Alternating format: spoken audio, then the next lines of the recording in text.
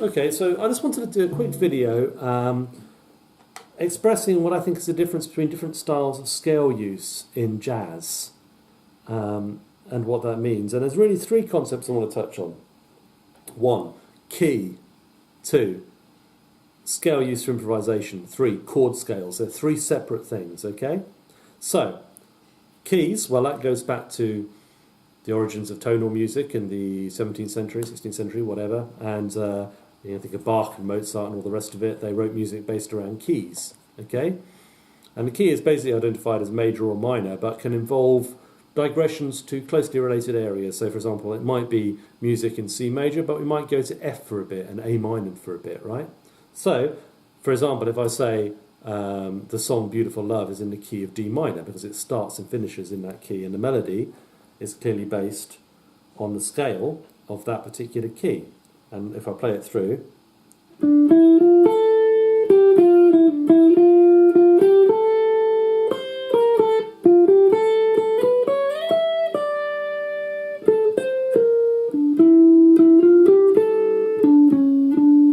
okay, that is all basically notes from D minor. But the D minor key is built up from different scales itself. Not only scales related to D minor, such as A minor and G minor and what have you, or F major, but also just the scales that define the minor tonality. There's three of them. So we've got harmonic minor, natural minor, and melodic minor. And the melody of Beautiful Love belongs basically to the melodic minor, which makes sense because it's a melody. But the melodic minor in the classical understanding, when it goes up,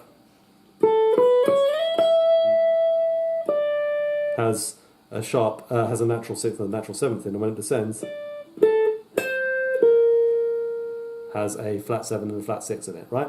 So that we hear both of those things in the melody of Beautiful Love, and that kind of really tells us the Beautiful Love is in D minor and not, say, for instance, F major.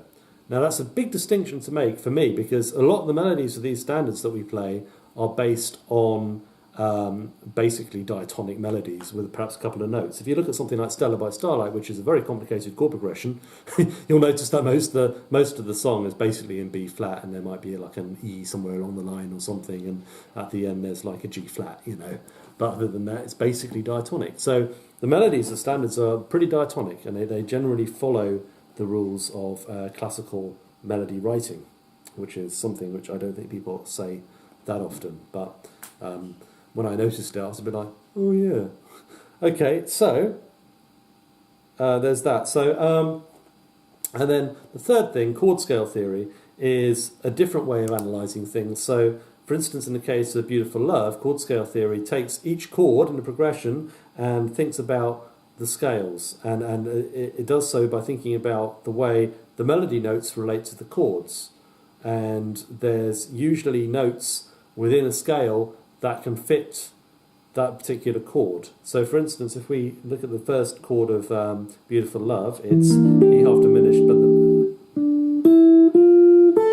this is a pickup, right? We go to A.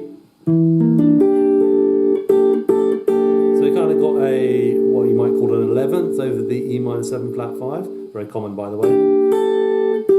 Then third, flat 9, which is also kind of like a flat 13 of the, then the third of the D minor.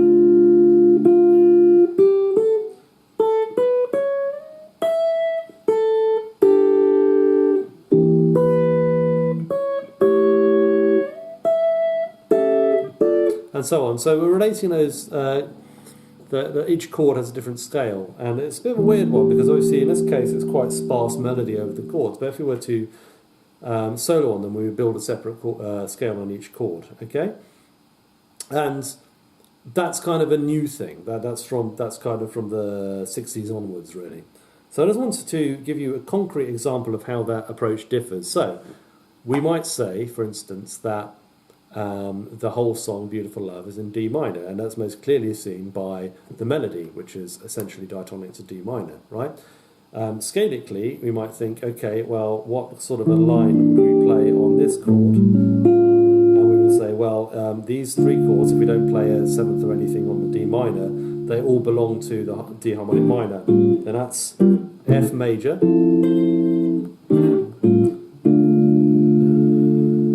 And then there's some minor harmony there, that's the common alterations of the minor key, and so on, right? So we're thinking of different scales. In terms of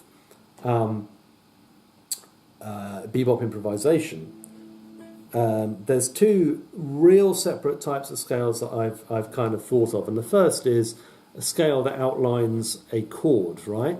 So for instance, in the case of playing on D minor, we might play this scale. And what that is that's a D minor scale that outlines D minor sixth, right? So we're going passing tone, sixth, passing tone, fifth, passing tone, third, passing tone, one, right? Okay, that's outlining that particular harmony. You can do the same thing for major. So we're not really thinking about that as being a scale that extends the sound of F major or D minor. We're simply thinking about passing tones that kind of rhythmically work so that our chord tones end up on the beat. And for devotees of Barry Harris, we have a whole load of rules for making sure that happens in your lines, which you can practice independently. But that's the basic idea. Now, also in the Barry Harris system, we have a way of using scales to generate melodic lines, and this is usually done from the perspective of the dominant. Now, the reason why this works is because really every major and minor key has some weird notes in it. So for instance, if I play F major and I put a fourth in it, like that note wants to resolve down to A. It's a B flat, right? A fourth. Very dissonant in that particular context. Same for the minor. If I put the flat six from the natural minor key, it wants to resolve. Now, the scales we would tend to use in chord scale theory, such as perhaps dominant Dorian on D minor, don't have this property. They are, we might use the Lydian.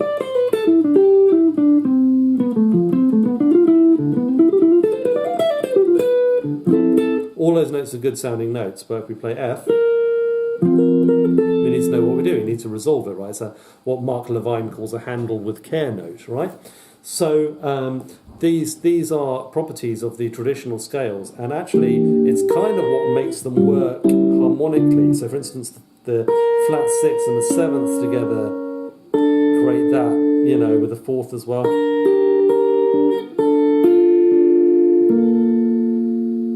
You know, this kind of sound. Okay? Same with the major as well. It's the way those dissonant notes resolve that kind of makes these progressions like 2-5-1s function, right? Okay? So chord scale theory isn't really interested in that. It takes these functions as read and then embellishes them by bringing out some sounds out of the chords. Now, in the case of this minor 2-5-1, which is all based on the harmonic minor, we might, in the case of this Barry Harris approach, use instead an approach based on the dominant scale. Why? Well, because we can use any notes we want in the dominant scale freely, because the dominant chord is dissonant anyway. It's going towards the target minor or major. And in fact, in terms of relative minor, relative major, we use the same dominant chord for both. So if it's C7 going into F, but it's also C7 going into D minor. And this works by us playing a C7 scale. So this is like basically F major from the perspective of C, or what we might now today call the C Mixolydian mode. We go,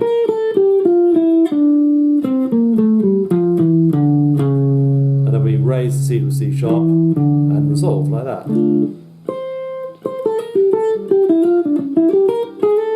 And the point is that the D minor chord is not really that important. We only evoke it using one note. We're mostly playing out the dominant. So that's what I think of as bebop technique, really, heavily playing on the dominant. Same thing with the F major.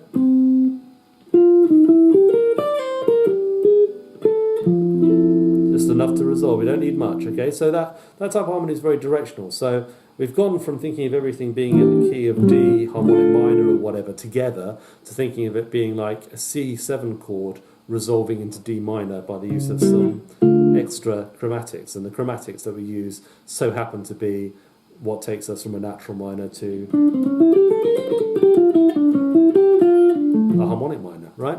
So it's a different perspective on the same thing, and it might seem weird, but the reason why we do that is because the dominant chord is really what we want to be playing on over on bebop progressions. And if you check out Barry Harris's video on giant steps, you'll see how he applies that to that particular tune. Okay, moving on.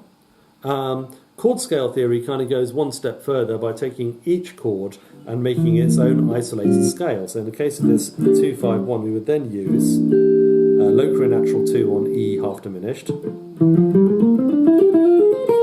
then it would be A altered. Doesn't have to be these ones, these are just the most common. And then maybe D Dorian. Now you'll notice that I can play these notes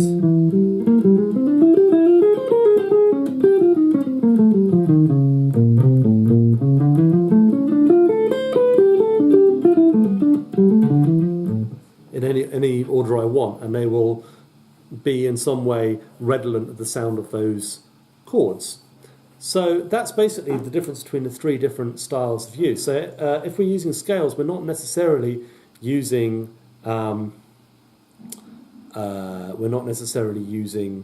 chord scales. Okay, I just want to go back quickly to the Barry Harris sort of theme example, because we can combine this type of scale playing that evokes the sound of a chord, in this case C7, so this kind of thing,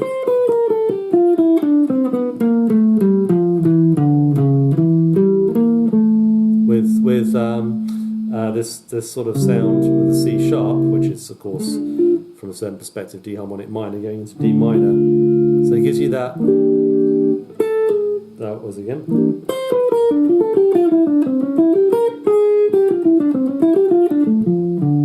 And then back into the D minor again. So what I'm saying is that basically the three types of scale use. Number one, global scale or key use, which you'll see where we might say, oh, the 2-5-1 is in D minor. Second type, bebop use, where we're playing really over the dominant scale and resolving into the tonic chord, one chord, right?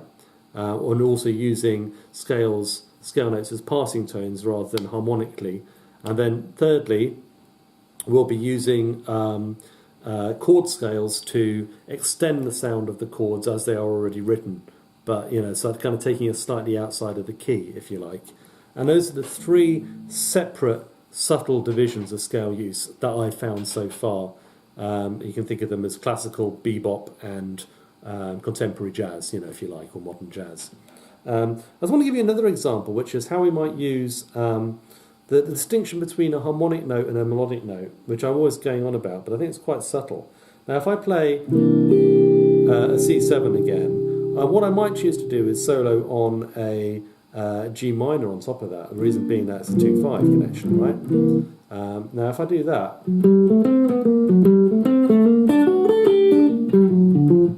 I might use this F sharp, which of course chord scale people would say is a sharp 11th, but in this case it's actually just a passing tone. And you'll often notice that players like Wes Montgomery will mix up the flat 7th and the natural 7th in their lines. Okay, this is perfectly normal. All the guys of this era did it. So you're not thinking so much of G minor as a sort of mixture between G Dorian and G melodic minor, for instance, over the top of that C7. But you might also get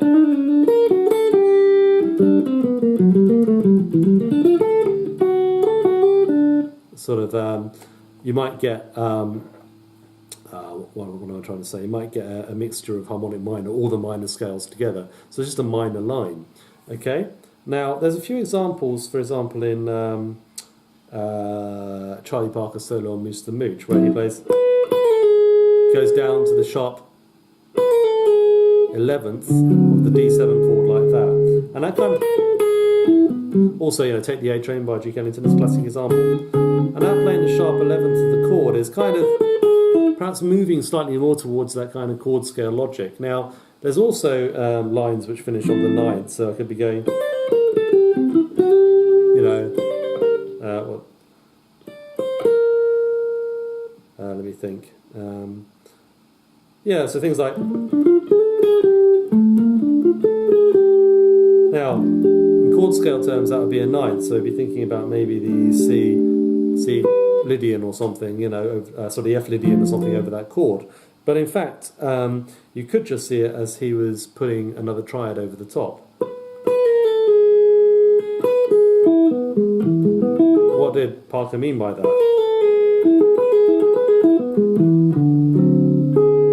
You know, was he just playing E major over D, or did he have a concept of this being the sharp 11th? It's hard to know.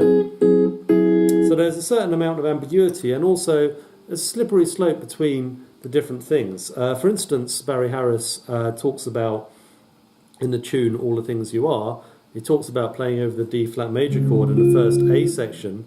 He says you want to use a D flat major scale with one of those in it, which is a G natural. And we might say, well, that's D Lydian, isn't it? D flat Lydian. Sorry. But in fact, we're thinking about it really, the whole of that first section as being globally in the key of A flat major, and it's just that we're running.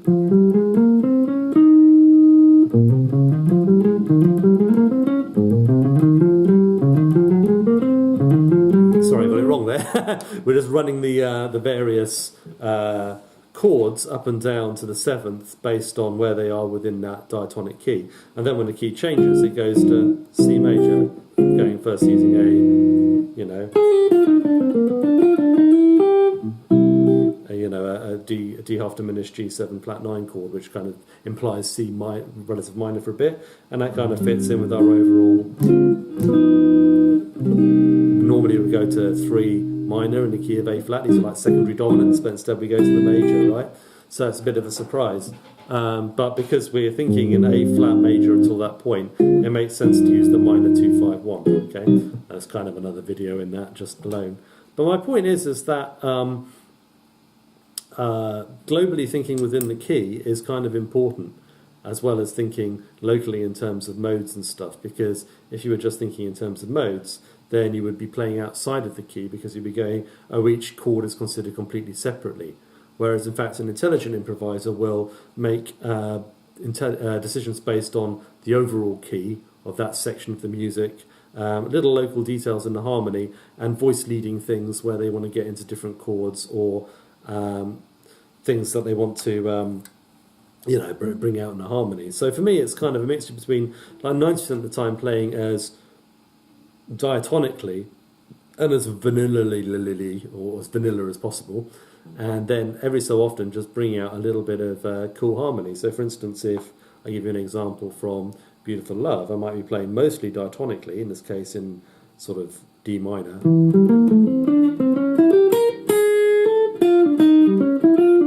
And what I did there was I just went to the sharp flat 5, which kind of put us slightly more in the altered zone, you know, just as a kind of a little bit of a flavour, you know, to what I'm doing. You know, same thing if I'm playing like a dominant 7th chord, I might just want to sit on that flat 5 or sharp 4, just to kind of give it a little bit of a taste. You know, most of the time I might be playing pretty diatonically. That note sticks out, right? So, I mean, this is the kind of thing that people were using in the bebop era, and I think, like, even now, within the chord scale sort of theory era that we're in now, it kind of pays to be a little bit to keep your powder dry, to be a little bit careful about how you use those interesting notes. Anyway, I probably rambled on for far too long, so anyway, I hope you found it interesting and useful. Thanks for watching.